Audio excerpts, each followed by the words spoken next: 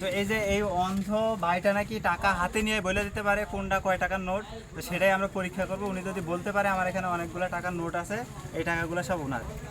ভাই বলতে পারবেন তো? আচ্ছা আমরা একে একে দিব, দেখবো উনি বলতে পারে কিনা। হ্যাঁ তাহলে প্রথমে এটা দিলাম। এটা কয় টাকার নোট দেখেন তো? 2 টাকার নোট। এটা কি ঠিক আছে ভাই? হ্যাঁ ঠিক আছে 2 টাকা। আচ্ছা তারপরে দিব এটা। এটা দেখেন তো।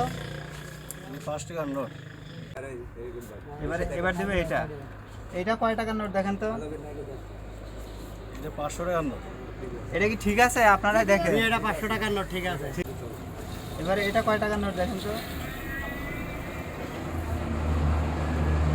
10 টাকার নোট। ঠিক আছে এটা? জি জি ঠিক আছে। আচ্ছা এইবারে এইটা বলতে পারবে না, এটা কি বলতে পারবে? এটা তো ইনশাআল্লাহ ঠিক আছে। আচ্ছা আগে কেউ কথা বলবেন না। আচ্ছা এটা দেখেন কয় টাকার নোট? এটা 200 টাকার নোট। এই যে এটা কিন্তু নতুন টাকা, এটাও বলে দিছে এটা 200 টাকার নোট। কিভাবে বলতেছেন আপনি বলেন তো?